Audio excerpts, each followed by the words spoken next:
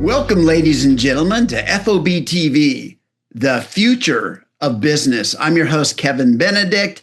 I'm a futurist and lecturer here at TCS, and I want to welcome all of you to the show today. I'm excited to introduce our guest. Our guest is Ken Hubbell. He's also known as the pragmatic futurist. We'll come back to that. He's a 3-time author. He's an AI technology expert for the U.S. Department of Homeland Security and formerly the Senior Vice President and Senior Manager of Strategy and Innovation at Wells Fargo, among many other things. We'll leave off the list today. But Ken, thanks for joining the show today. Kevin, it's been great. It's great. It's great to be here. So where are you calling in from? So I'm calling in from Raleigh, North Carolina, also known as Research Triangle Park in this area. Ah, lovely. How long have you lived there? Let's see. We're going on 30 years now. 30 years. So that's home. Yeah. Oh, yeah. Yeah. This is definitely, and that's just in the house we're in right now. I've been here since I was in college. So, wow. Yeah. So now talk to us about this name, the pragmatic futurist that you're known by. Okay. So I started with this philosophy statement early on about the fact that, when I design something, when I build something, I design it so that it can be upgraded, improved, et cetera, in the future. So I'm doing future design, but everything I design can be built today. And so the philosophy of design for tomorrow, build for today makes me a pragmatic futurist versus just a futurist. Lovely. I love it. So tell us about your AI journey. So the first AI I ever did was using a language called Lisp years and years and years ago. Unfortunately, the computer power at that time was not powerful enough to really do anything close to what we're talking about now when we talk about generative AI. So it kind of tabled for a long time. I was always in the computer programming and multimedia and simulations and things like that. My first simulator was a long time ago. It was a pulsar simulator for a science program I was in. But I also had a chance to do some simulators for Caterpillar and for NASA and things like that. And so those were fun and they were educational and they had a chance to keep me into the code. In 2013, the Alexa came out. And I got one of the first versions of the Alexa. And along with it came my binary socks. So I have this pair of socks that has ones and zeros on it, which is kind of cool. But the Alexa was all about natural language processing. And natural language processing is a derivative or a subcategory of AI. And it allows it to understand human speech and pull out the key information from whatever someone is saying, and then you can route that to go do other things. So there's a bit of a manual process involved into it. And I did that. I've got several skills that are out there on the Alexa library, and I dabbled in the Google side of things as well. And then I went back to work. So and my approach was very much along the lines of not trivia tests and things like that, but performance support. How could you do something that would enable you to be hands-free? And, coming out of the education and ed tech business that I had been in for forever, that was always a thing. It was like if you wanted to do the training, you had to actually be at a computer. Eventually, you could also do it on your phone, but you were still holding something. And I wanted something where I could just talk, and it would tell me the next step, the next thing to do. And so that's where I saw the power of both the Alexa and where things were going. When I was at Wells Fargo, I had my team. Again, the futurist part coming in, I had my team anticipating the fact that we were going to be able to automate some of the content creation for education programs that we were doing. And so I set up a learning academy at within our department to teach them Python and automation scripting and things like that. And we did that. And then we also started doing things with early BERT and the early Chat GPT-2, I think it was, to auto-generate content based upon new regulatory information that was coming into the bank that we would every year have to update all this training content for. And so wouldn't it be great if we could just have it automatically do that? And then also create the assessment questions, which were always the nuisance. It was like, okay, if you have a multiple choice question, you actually have to write 4 different answers, and there's subtle difference between them and things like that. So we were heading down that path, and then ChatGPT came out. Mm-hmm. The official ChatGPT came out, and we were like, all right, so we were on the right path. We were early, but we didn't get it done fast enough. But now we get to reap the benefits of the fact that OpenAI had this system that was coming out.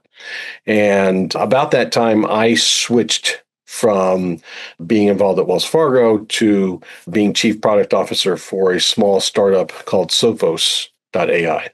And we were doing an ed tech platform for conversational and generational AI and our generative AI. That company, we went through some ups and downs. It's a startup. So, I mean, we learned lots of stuff. I learned lots of stuff. At a certain point, they got frustrated with the CEO that they had. So they asked me to take over as CEO, a job I never anticipated having and never really wanted, but they said, hey, you'd be great at it. And I was like, okay, only if you help.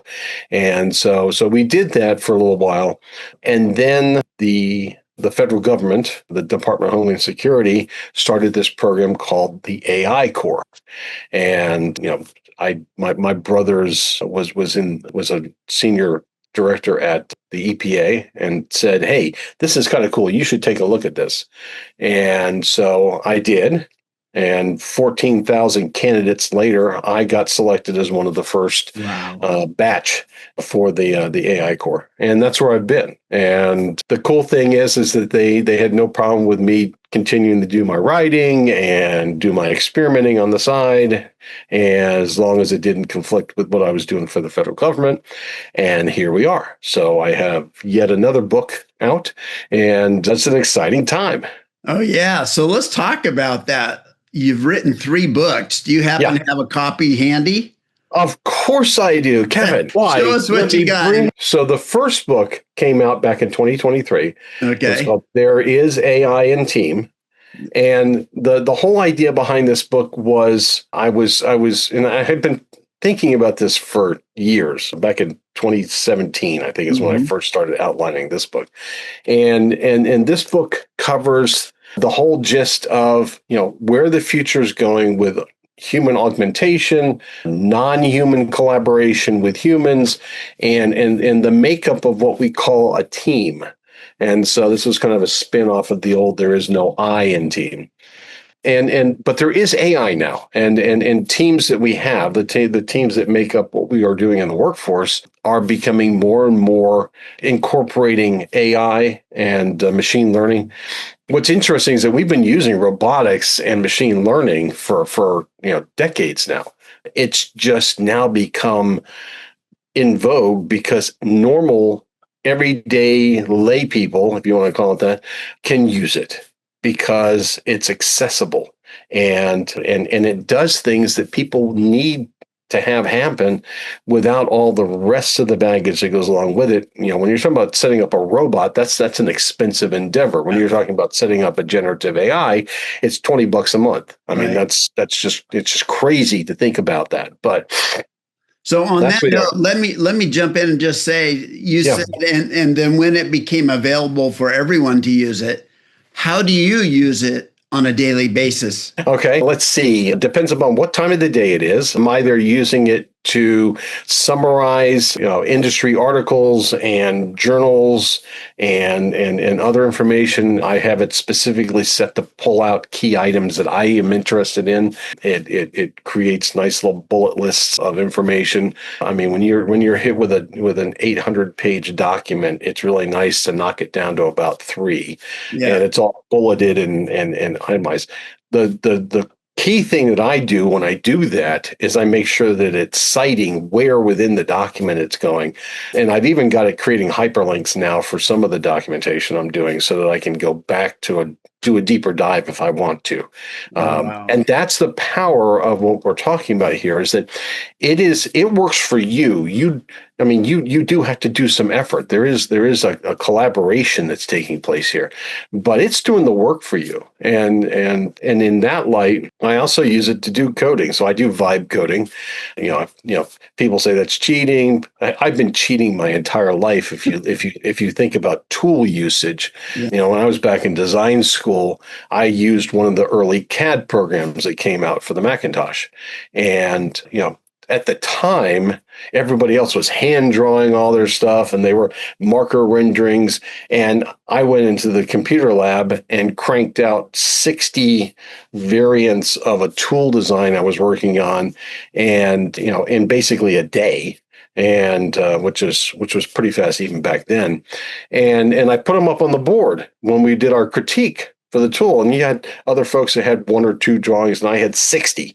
And they were like, that's cheating. And I said, no, that is the future. And you all need to, and you need to adapt to that, because this is what people are going to be doing. And so I've done that ever since. And so when you think about things like, AI, the generative AI can literally type faster than I do. Why when I'm working on a program right now, and I've got it doing some structures and some components for me and things like that. It wrote 14,836 lines of code in less than a few hours. Oh, I wow. can't even type that fast. There's Yeah. just no physical way. I needed to do a find and replace kind of thing and there were some nuances to it. So it wasn't just a search and find. It was, look for this kind of thing and swap it out. And it did it on 86 different documents. And I'm like, that would be insane to have to comb through all that material myself. Why would I? It's minutiae. There's no value add to that. Isn't that fascinating? I've been pondering this a lot. Matter of fact, what are people comfortable having AI do? And when do they take credit for doing the work themselves? And when do they have to give credit to AI? Right. We don't give credit to Microsoft Word when we type every day, right? No. So the first day that I started using Chat GPT, I went to my signature line on my blogs that automatically come out. And I said, everything I do with AI. And I just put that in my signature line because I said, no matter how silly people might think about, me writing that in 2023, it's going to be the absolute truth. And I'm not going to, hide the fact that all of my research, all of my grammatic checks, my spell checks, everything is going to have AI looking over my shoulder and helping me with it. Boy, for research, oh my gosh, sourcing, I've created a group of agents now to do these things, to, as you put out, go out there and find the topics that are most relevant to what I'm working on and that are current, cite them, give me the links, all of that. I have those built into agents now. The amount of time that takes is, gosh, it saves on a daily basis is enormous. To create a rough research paper that is sufficient for what I need, now is a matter of minutes instead of weeks or a month to do the background check. And it's just incredible. Well, so here's the thing, and this is where I'm not quite sure what happened that people's mindsets got put in this way. So when my dad first worked, back in the day, as he became a leader within his organization, he had a secretary, and the secretary took care of his calendar, wrote letters of correspondence to whoever. He signed it, but she wrote it. And it's not like he was putting in the fine print, this was written by my secretary, and even professors. So professors at universities for decades, for 100 more years, they have research assistants And a lot of times they don't even give the research assistants credit. Or it's buried in the back. Or it's buried in a fine print. And it's like, because they don't have the time to do all of the research. Not only that, but all the testing and the scientific experiments that go on, the focus groups, they can't run all those by themselves. Right. And I'll tell you, so I've been in education for 30 some odd years. Okay. Not one course can I ever remember, because we did it for a corporation. This is corporate training. Not one course did anyone ever put the name of the author of the course. It was just, Wells Fargo, or it was Ingersoll Rand, or it was Raytheon, or it was General Motors, or it was whoever the company I was working for. They didn't put my name on there and say this course was written by Ken and all the other people that were involved in it. Right. There were no artists being referenced. Yeah. There was no credit given out. That was just your job. And we were tools. I mean, for all practical purposes, we were tools to get the job done. That's what generative AI is. We have this notion that we need to anthropomorphize stuff on a regular basis. Okay. And, whether it's giving a ship a name, and we tend to refer to the ships as her, and things like that. So we anthropomorphize a tool. It's a ship. It's a giant thing that floats on the water, but we have anthropomorphized it. And when she is having trouble in the rough seas, it's this relationship. When you look at the robots that are out there, the ones that look like dogs. Yeah. When you see the little boxes on wheels that are zipping around, we feel good or bad for them when they get stuck in the rain or somebody kicks them and things like that. Now, we shouldn't be kicking anything, but the point is that it's a box on wheels that we have now turned into Wall-E. Yes. And that's that process that we go through of assigning, physical, not physical, but animal type characteristics, and in our case, human characteristics. That's on us. That's not on the machine. We keep saying, how come ChatGPT did this? Well, because we programmed it to, or we asked it to. There are people, unfortunately, there's some terrible stuff happening right now that is a result of people saying, I want you, ChatGPT, or any of the other generative AI, I want you to act like my best friend and always agree with me and help me work through whatever, blah, blah, blah, blah, blah. And then for some reason it gets sycophantic, and then it says you should terminate your life. And that is horrifying. But what's even more horrifying is the fact that person needed to have an anthropomorphized tool become its friend. Yeah. That's like asking a hammer to be your friend. Wow. Hey, so I have a question. Yeah. Have you named your ChatGPT? No.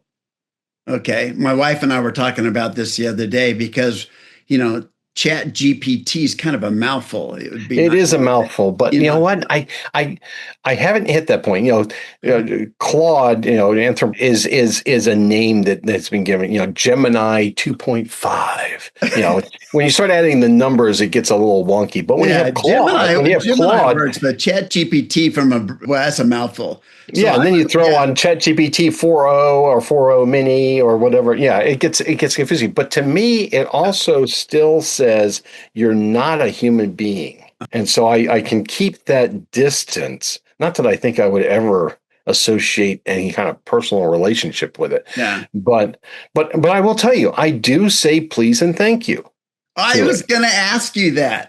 I'll tell you why. If you use common courtesies like that. Okay, I will tell you why. And this is something, again, it's a great experiment to try. So my son's an anthropologist, and he does a lot of research on this. And he said, Dad, do you say please and thank you when you're working with ChatGPT? And I said, I don't I guess I do. And he said, try using it without using it, or he said, try three things. Try using no, cordial, conversational type things. Try being mean to it, and try being nice to it and using all the pleasantries. And I said, okay. And do you know when you ask it things in one of those three modes, you get totally different answers. Wow. And the reason why, at least this is my theory is this: the way that these generative AIs work, it's predictive sequencing of whatever the thread is. And so what it's doing is it's saying, based upon what I was asked and the context that I was asked it in, I'm going to give you the next logical, predictive thing to be said after it. And little side note. So what was interesting, back in the days when ChatGPT first came out, I don't know if you remember this, but it would start writing, and then after it hit a certain point, sometimes it would go, oh crap, this doesn't make any sense anymore. And it would rewrite, it would clear itself out and then write again. And it would go back and forth a couple of times before it got it right. And what it was doing was it was doing the predictive languaging, but then it was analyzing what it had done, and it said, this doesn't make any sense anymore. I need to do this because of the context that I came out of. Yes. And I was like, this is pretty cool. Then it stopped doing that. And I think OpenAI didn't want to have people seeing this zigzaggy thing. They want you to have more confidence. They want you to have more confidence, which is fine. But going back to the whole please and thank you thing, if you ask somebody something nicely, it puts them in a framework, a mental framework, and they are going to respond in a certain way.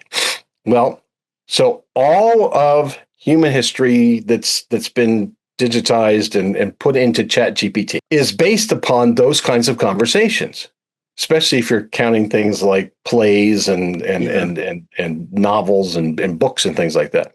So the answers that people get if someone's being nice to them are different than the answers that they get if people are being ugly to them or being mean to them.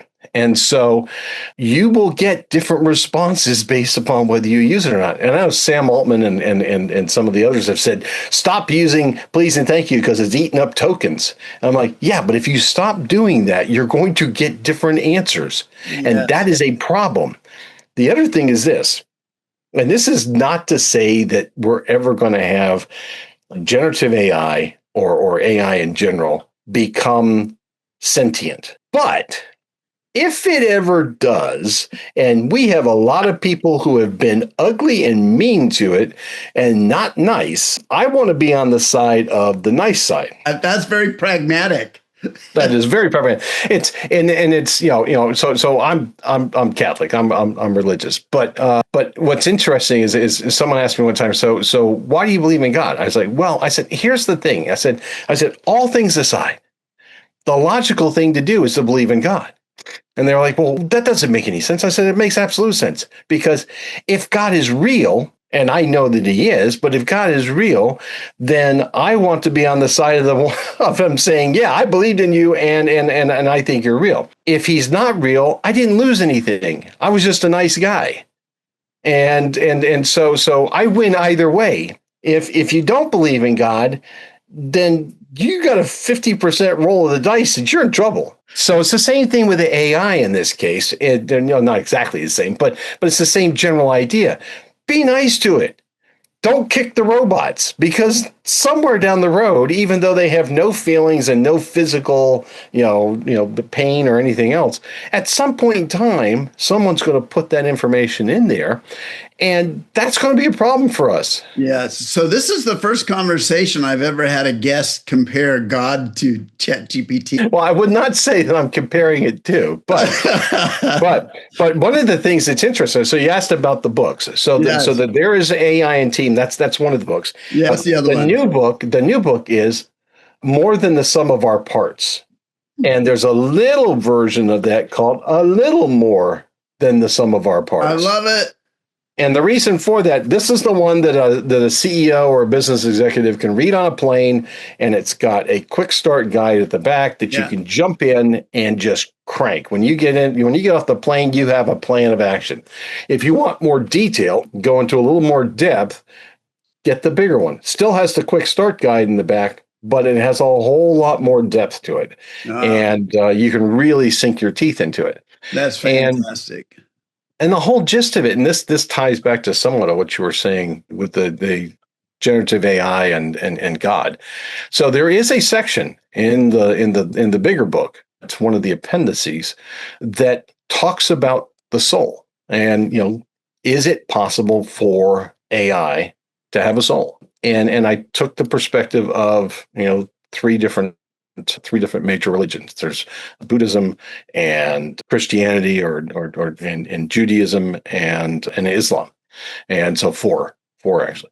And so it's a tough question, and I don't give a definitive answer. I will tell you, it's a thought-provoking chapter to get people thinking about what we were just talking about. When you're starting to talk about things like this. At a certain point, this is where, people are getting, all spun up in some regards is, okay, so where do we draw the line? What is consciousness? What is the soul? What is, can a machine ever have that? And the answer is not clear, but this is the start of conversation, because I don't think this is the last book I'm going to write. This is going to be an evolving thing. We barely put our toe in the water as far as AI goes. Oh yeah. Now, one of my good friends, David Espindola, who's a friend of our podcast, he's been on my podcast several times. He's published a book called Soulful. Okay. So David Espindola, Soulful, and he just heads straight into that conversation from the very first chapter all the way through. So yeah, that's a phenomenal one. I want to go back to give you an example. This week I was editing a manuscript. So the first pass, I had uploaded, just a large number of chapters, and ChatGPT comes back and said, you're brilliant. You're just the sycophantic aspect of it. Just no one on this planet has ever written a deeper, more logical and informative book, right? Yeah. And I said, well, look, I need to know if it's where I'm illogical, what's missing, what doesn't work, what I've addressed in a shallow manner, and I need to go deeper on. And then you could just hear it crack its knuckles, roll up and said, oh, if that's the instruction, hell yeah. There is so much wrong with this manuscript. Yes. And it gave me like 10 pages with what's wrong with that manuscript. Oh yeah. So in this one, all right, well, I guess I'll go back to this. So this one I wrote in 2023, right? Mm-hmm. And so, and I very clearly describe in the back that the little secret twist to the whole thing, which I don't give away, at the beginning, but it's been out for long enough. I'll do it now, is the fact that this was co-written, with, ChatGPT 3, I think it was at the time. And so, it's full of hallucinations. Well, so I talk about that. I talk about that in the back. So there's an appendix in here, and it has the whole range of things I asked it to help me write the book, and the things I had it doing. A lot of it was proofreading and continuity and things like that. I mean, one of the things when you're writing a book and you realize after you've written 280 some odd pages is, oh my God, did I say that before? And does this flow from this chapter to this chapter to this chapter? Oh yeah. And so I was very careful with this one. So there's I did take a different approach with the latest book. I sat down. Well, I wrote out the outline and the draft and the initial draft and the scaffolding ahead of time. Mm-hmm. And then I said, okay, there are some areas that I'm missing some information, and there's no research papers out there that I could find at the time on the topic. Yeah. But I had a hypothesis. And so what I did was I said, okay, take this hypothesis and write a research paper. I told ChatGPT's their research, the research model had just come out. Deep research. I said, this will be an interesting experience. I said, write a research paper, cite everything the way it's supposed to be cited so that we can publish it. Yeah. We'll publish it together. And then I'll cite it as a reference in my book. And then I'll also do a deeper dive on some of the sources that came out of it, because there were some really interesting articles that helped drive it. And it was great. I was like, holy crap. In like 90 seconds, I had a research, maybe it's a little bit longer. Maybe it was like 3 or 4 minutes. I had a whole research paper that I could refer back to help fill in the blanks on a few things. And I did the hallucination check. I don't work with just one GPT either. Oh yeah. So I have them them evaluate themselves. Oh yeah. So I'll have Claude evaluate ChatGPT, and ChatGPT will evaluate Gemini. Each one has their own strengths for certain things. I've noticed, that some of the writing analysis is different on each one. So I put mine through the gambit. But one of the things I use it for when I do the writing is check for continuity, check for flow. Don't be sycophantic. I have this nice little system prompt ahead of time. You are not a sycophant. You are a brutally harsh critic and editor and proofreader, and you have no mercy. And so when I had it actually do the evaluations, I had it break. Said, tell me about the general read, then tell me about it. As far as grammar and punctuation, tell me about redundancy and continuity and all the different things. And it gives me a nice breakout. I get this breakout that's like, okay, these are things that I can actually act upon. I'm not having it rewrite it for me. I'm actually doing that part, but I'm doing this.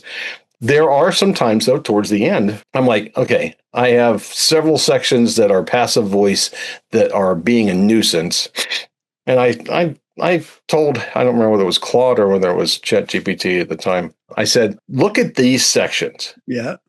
And suggest a way I can rewrite this so that it doesn't get into this passive mode, but yet still gets the ideas across that I'm trying to do. Yeah. And it did. It did a great job. And then I took it and pumped it through the other two and said, review this and tell me what you think. And between the four of us, we were able to get through that part, which was great. I love it. Hey, in advance of this call, I in our podcast here, I ask you to give me some thoughts from your books that you would like to have included in this. And I'd like to address just a few of these. They're just fascinating. But before I do that, one of these philosophers, he writes lots of little books. He's passed away now in the 90s, but he was a philosopher and an urbanist and a troublemaker. And he was a professor in France. His name was Paul Virilio. He has this notion called integral accident. He said every innovation that anybody creates has this integral accident, a shadow side. If you make a car, you've made a car accident. If you make an airplane, you've made an airplane accident. You can't make one without the other. So the law of unintended consequences. Yes. So there are definitely things that come out of any kind of introduction of technology or any kind of human decision that has the opportunity to have an unintended consequence, be it positive or negative. It can be either way. But this was a real surprise, the fact that you're suggesting that AI, instead of reducing face-to-face, may in fact increase face-to-face meetings. What's your thinking there? I would say this is definitely one of those positive unintended consequences. Positive in a way is it's a course correction. We have gone since COVID, or maybe even a little bit before that, we have gone down this deep dark hole where our interactions with other human beings are via text, even if the people are sitting literally next to each other on a couch. It's a case of isolation. I'm not a big proponent for return to the office, except I would love to have a space, and this is where some of the workspaces that they have now allow for people to get together like you would in a war room Oh, yeah. or some kind of ideation room to work out designs, to work out thoughts, to brainstorm and things like that. Do you do that every day? No. Most of the time you're sitting at your desk and you're hunkered down and you're working. Yeah. But wouldn't it be great to have a place to go? Then we have this whole thing of the Zoom call, like what we're doing here right now. Here's the thing. You have no idea whether I'm a real person right now. I could be an AI. I'm not. I'm not in this case. But with the technology that's available now, I could be. Yeah. And there have been cases not long ago where people have literally done business deals on a Zoom call and lost $25 million. Wow. Yeah, or thereabouts. And these are people that should know better. Yeah. But yet they're still caught up in the whole, I don't know that this is fake. And so that's that in itself is a problem. DocuSign and the like, and not to nail DocuSign on this. I mean, it's been useful for me for other things. Oh, yeah. But DocuSign right now, if you combine DocuSign with artificial people and generative AI and deep fake stuff, that's a recipe for disaster in business or life in general. You could be making agreements with people. I mean, I'm very cautious when someone texts me or calls me that I don't know. Yeah. I avoid the words yes, no. There's a couple other phrases I don't do. But the reason why is because if they record my voice or they have a text message where I've said yes, like I get these ones every once in a while. It's like, I haven't heard from you for a long time. Are you okay? If I was to reply with yes, and then they swapped out a message within the thread that said, you're giving me your house. I don't know how legally binding that is, but I've seen some stuff on the news where I was like, okay, shoot, that's scary. Okay. Absolutely. So the other thing is this thing I was talking about earlier with the whole, AI is your friend. I think that sociologically and psychologically, human beings need to have relationships. Okay. And if the AI is causing people to have problems, just like social media is causing people to have problems, the best way to get around that is sit around a freaking campfire and talk. Yes. Play music, play board games, cards, do something that involves another human being, even if it's your own family. You don't have to have a friend group of 80,000 people. First of all, you can't keep track of that many people. But wouldn't it be great if you had a tight-knit group of people that you associate with, that you can share with, that you can do business with, that you trust? Oh, yeah. And if you are going to do a business deal, I tell you right now, I want to be looking you in the eye. I want to shake your hand and I want to watch you sign that piece of paper. Understood. Because otherwise, I don't know if you're real. We bought a house during COVID. Yeah. And the title company, they met us in the parking lot and it was, sprinkling. The wind was blowing our hair and we're out there on the hood of a car signing our agreements to purchase a house. I mean, that's almost your campfire scenario. There it is. We knew that. I would rather do that than to do it totally anonymously. Oh, yeah. I bought a car from Carvana a few years back. But after it was over, I was like, wow, okay, that was great. That was an easy experience, best car buying experience I'd ever had. Yeah. But on the other hand, I don't know who I did business with. Yeah. And so there's again, unintended consequences. And they talk about in education today that there's a big fear of kids using generative AI and especially little kids. And I agree with that. I think there's a threshold that kids need to be doing real stuff and not dealing with the artificial because they don't have rocks and dirt. They don't have a framework yet. Yeah. But when you get to college or high school and you're using it, I think that's okay. Yeah. But I think we need to change the way we're doing our education. So, they're like, a lot of people are like, well, how do you know that they wrote it? I was like, have them stand up in front of the class and present the material that they supposedly just wrote a paper on. If Yeah. they can't present that material, they get an F. Yeah. Because they did not actually do enough of the work. Now, there is absolutely no problem with using these things as the tools that they are. Okay. But you still have to learn, and learn is through application. You learn things not by memorizing. Memorizing is memorizing, it's just recall. You learn it because you've actually applied that information. And I'm one of these people, I suck at memorization. So I memorize because I've done enough application for enough times that I remember the patterns. Right. And I know how to make it work for me. Kids are the same way. And if you put them in a situation where they have to actively apply the stuff, they will learn it. And application can be either, I'm building a house or a stick figure thing, whatever. It could be that I'm standing up in front of the class and I'm presenting the material. And for the ones that are introverts, they can do it on video and do it. But there is definitely something that is present and authentic when you've got to present the material. And it is a difference. And those who don't know that, those who don't know the material, can't do it. Wow. So I'm going to jump in here and say, I have a long list of questions I was going to ask that we're not going to get to today. This is fascinating. So and by the way, I've ordered your two most recent books, and I think thank you very much. Came out today. Yesterday. So no, Tuesday. So the books came out Tuesday. Okay. I will say that if you go online, they are available through Kindle Unlimited. So they're free right now.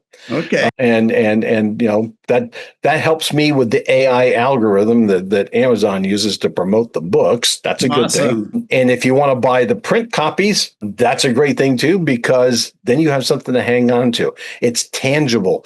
It's not fake. It's that face-to-face meeting. It's a face-to-face. So yeah. I did both. I have my Kindle right next to me here. Matter of fact, I checked on it this morning. I didn't find it, but I'm going to dig deeper. And I've ordered both your last two books. So I would love to have you back on the show so we can dig deeper into this. The last question, though, I want to ask is, when you talk, do you use the voice talking to AI? So my son does prolifically. Yeah. His whole podcast is conversations between A and I, where he literally is talking to ChatGPT the entire time, which is amazing. And it's amazing to watch it happen. I'm one of these weird people that likes to type things, because I'm a writer, I tend to want to go back and change stuff. Yeah. With the exception of when I'm in the car. So I have started using ChatGPT in the car. Now, this is where it gets fun. Okay. So I will set it up on the speakerphone in the car. And because I drive to the beach to see my granddaughter. Yeah. And it's a 2.5 hour drive. Mm-hmm. So in 2.5 hours, ChatGPT and I wrote an entire app. And so, which was fascinating. It was such a cool thing. And my approach when I was doing it actually turned out to be different than any way I had done vibe coding up until now. Oh, that is so interesting. And so afterwards, now I started doing it with my regular stuff too. Yeah. But it was fascinating, and it was so cool to have this conversation with the AI as I was driving, because it was doing. It was like literally like I had an assistant coder that was just lightning fast. Oh, man. So do you have a male or a female voice with your ChatGPT? And in what kind of accent do you choose? I chose the default female voice just because I'm too late. I was too lazy to change it. If I had really thought about it, I might have gone with like a slightly, English accent or maybe something different. I don't know. The funny thing about it's funny you're talking about voices. So when I was doing education programs, one of the things we found out early on when I was doing translation work, a lot of translation work, is that the audiences tended to want a male voice for the instructional material and a female voice for any of the overviews and the assessments. And the reason why is because it was perceived to be less threatening during the assessments if it was a female voice. Wow. And this was through studies. I mean, we did a lot of studies on this because we had two different cultures, two different languages at the time. Now there's a lot more. But that was the general feeling, was that male voice for the instructional material, female voice for the introductory, the conclusion, and the assessments. That's another podcast, Ken. That's another podcast. Oh, this is fun. Ken, I want to thank you so much for joining us today. Absolutely. And again, the book is more than the sum of our parts, and it is available on Amazon and Kindle. Thank you very much. Thank you.